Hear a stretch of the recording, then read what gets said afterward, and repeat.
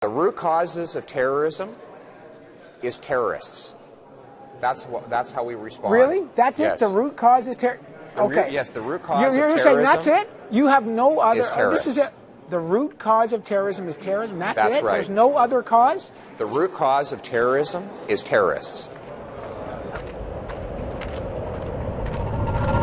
Well, there you have it, ladies and gentlemen. Case closed. The root cause of terrorism is terrorists. This is according to Pierre Poilievre, and the funny thing is he's actually correct, but the one thing I think he may be off about is who these terrorists actually are. So today we're going to take a look at the Federal Bureau of Investigation and what they have been up to lately. And no, I am not talking about the FBI searching Trump's Mar-a-Lago residence in Florida.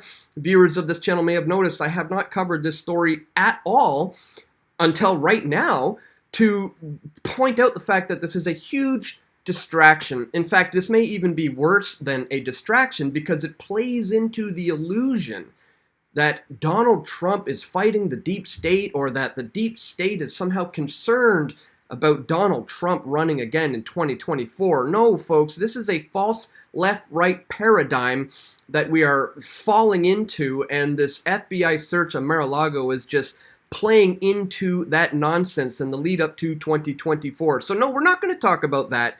Today we're going to talk about some of the other things the FBI has been involved in over the years and what they're up to today. Now, if you go do a search on my website for foiled terror plot, you're going to get pages and pages of results. Stuff like this: victim in foiled terror plot Strathroy bombing sues the RCMP.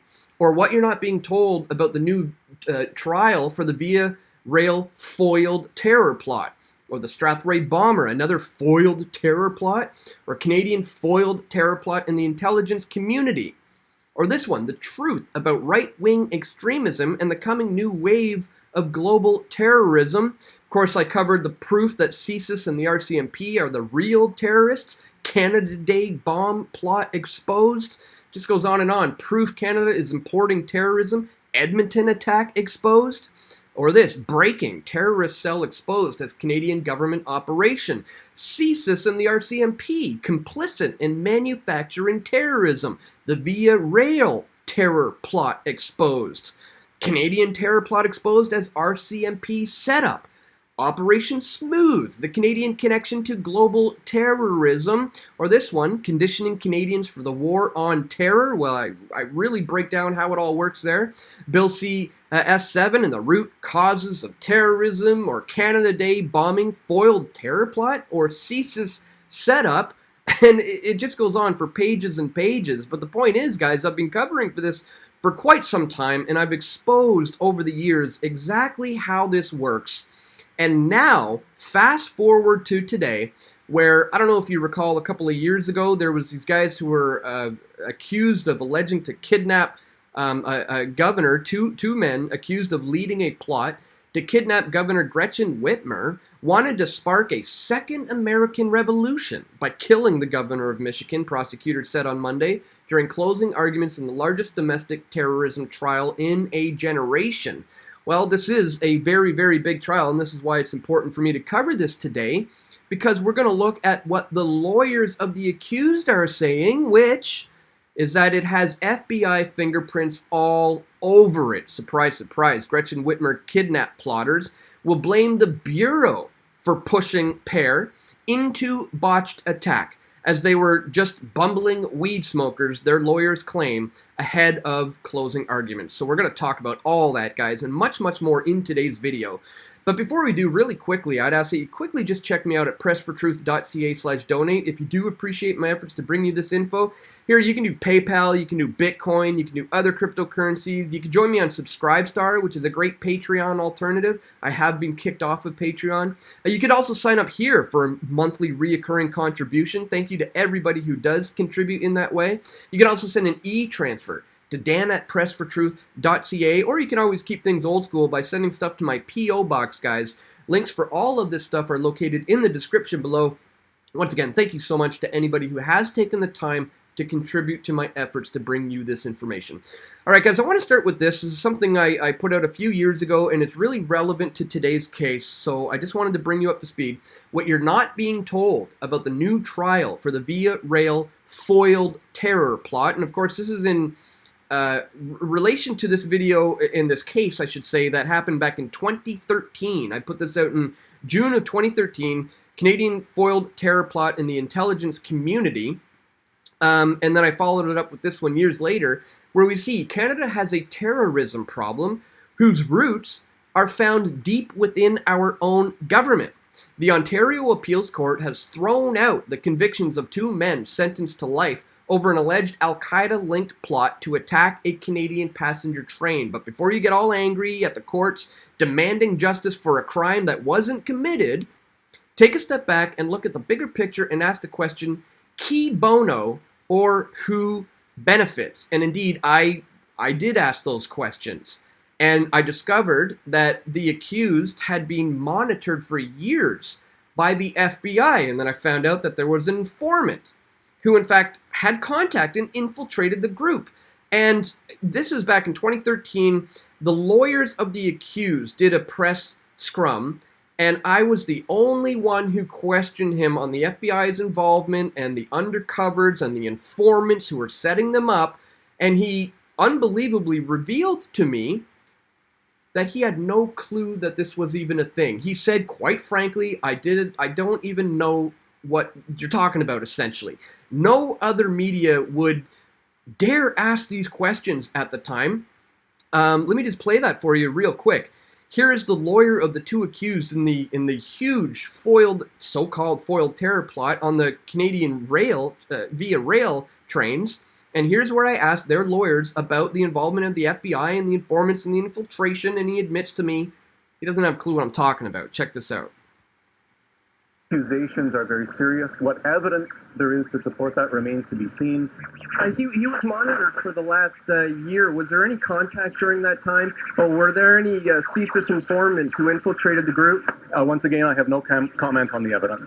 Can you tell us why the FBI and the Department of Homeland Security are involved? I can't comment on that, and frankly, I don't know. Can you tell us why the FBI have been involved or are involved? Quite frankly, I don't know.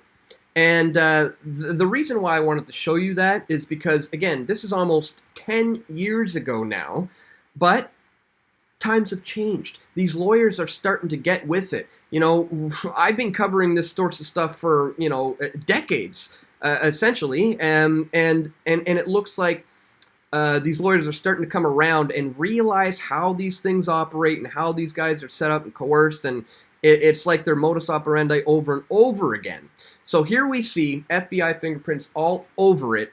Let's take a look at this article. The attorneys for 2 men charged with conspiring to kidnap Michigan Governor Gretchen Whitmer in 2020 planned to blame the FBI in their closing remarks on Monday.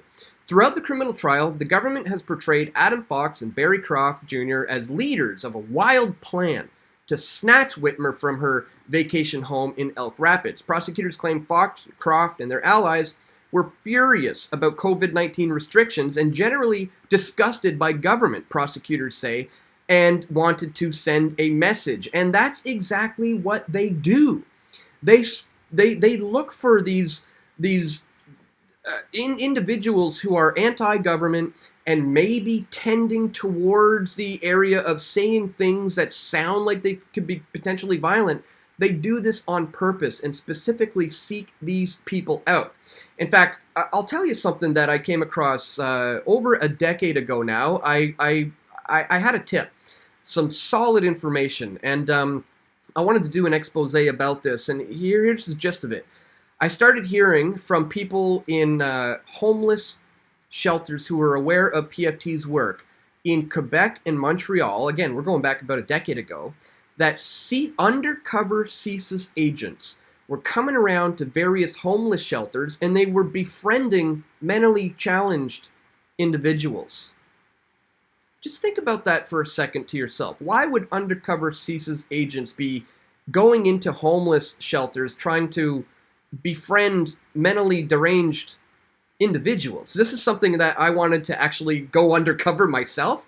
and try to get a hidden camera and go into some homeless shelters in the area, but I felt at the time my face might have been a little too recognizable, especially by CSIS agents, potentially, for me to embark on such a mission. So I didn't go for it. But this is coming from a very, very solid source that I know this is indeed the case.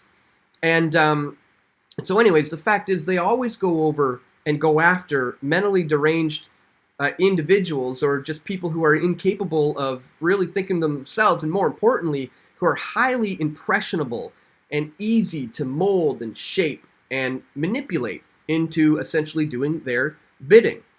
But defense attorneys for Fox and Croft said that they were bumbling, foul-mouthed, marijuana-smoking pair exercising free speech who are incapable of leading anything as extraordinary as an abduction of public official. And one other thing that has to be exposed when it comes to fake news, look at this headline, they're just a bunch of bumbling weed smokers, it says. And here it says, they're just bumbling, foul-mouthed, marijuana-smoking pair. And this, again, paints the false narrative that people who consume cannabis on a daily basis are not driven, not, people who, are successful and whatnot. And this is absolutely not the case. I know so many people who consume cannabis on a daily basis for medical reasons and other reasons who are highly driven, highly motivated, have, become successful, at various things, including myself. I would put myself into that camp, of one of those who I think are being misrepresented here in the news. Anyways, slight digression, but let's get back into it. Instead, the defense attorney says that FBI agents and informants fed their outrage and pulled them into their web. This has FBI fingerprints all over it, Christopher Gibbons said. The remarks come after a man who originally charged in the plot, Brandon Caserta, asserted, if the government wasn't involved in this situation, it would have never gotten to where it is now. And that's exactly how these things go. You guys may recall my coverage of the now infamous Toronto 18, who I exposed the fact that it was infiltrated by an undercover CSIS agent who shaped and manipulated and molded these young impressionable minds into getting to the point of, well, they didn't even do anything, but getting to the point where they could present evidence to a judge that would suggest that these young men wanted to commit these acts of violence. I showed and exposed it was all set up by an undercover CSIS informant.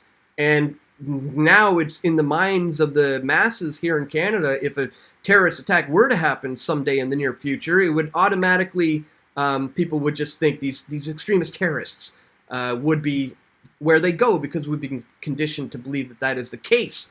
Meanwhile, I'm here to tell you it's the criminal elements within the intelligence communities who are the ones that we need to point the finger of blame on and really investigate into these matters, because as I've done time and time again and proven time and time again, they are the ones more often than not behind these things. The remarks come, here, people say things that are offensive and, may sound violent, but there's a difference between actually physically doing violence or just being around a group of people and talking blank. Caserta was found not guilty of the plot last year, and I will include a link to all of this stuff in the description below, guys, so you can check it all out for yourself. But here at the end, it goes on to say that ahead of the closing arguments this week, U.S. District Judge Robert Jonker told jurors the two men could be found guilty of conspiracy if the jurors believe there was a mutual understanding to commit a kidnapping, even if one wasn't carried out. But entrapment could apply if the jury believes that agents and informants persuaded Fox and Croft to commit a crime that they weren't willing to do before engaging them, the judge said. And I think this will, if justice is served correctly, we will find out that these men were being shaped and molded and manipulated into carrying out something that they never would have even dreamed of doing themselves in the first place, had it have not been for these FBI informants who infiltrate the group. Guys, in closing here, I want to leave you with With this video I put out a couple of years ago, declassified FBI document warns conspiracy theories are a new domestic terrorism threat. The FBI identified, quote, fringe conspiracy theories as a domestic terrorist threat, which they plan to deal with accordingly. In a newly declassified document, the FBI claims that conspiracy theorists who spread their views online are creating violent actors and domestic terrorists who are ideologically driven to cause harm to others. In this video, Dan Dix of Press for Truth goes through every page of this declassified FBI document, showing how on the surface it appears to be targeting real violent extremists, but in reality it serves as an excuse for them to shut down any opposing viewpoint that contradicts their agenda for an eventual new world order. And that's what it all comes down to, ladies and gentlemen. I will put a link to that video in the description below so you can check out all of that and all of this other coverage that I've not only done over the years about these foiled terror plots coming at the hands of the criminal elements within the intelligence communities, but also the fact that that is looking to be the case with these two who are currently on trial. So we'll continue to follow this one as it develops. Just wanted to bring all of that to your attention, guys. Once again, don't forget to check me out here, pressfortruth.ca/donate, if you do appreciate my efforts to bring you this info. Once again, links are going to be located in the description below. I want to thank everybody who has taken the time to support my efforts here over the years to counter all of this nonsense and propaganda that we're constantly bombarded with by the mainstream. So if that's something you appreciate, once again, click that thumbs up button, share this video with your friends and family who you think need to see it the most, and stay tuned, my friends. We're going to have more video reports coming very soon. This is Dan Dix reporting for Press for Truth. We all want truth.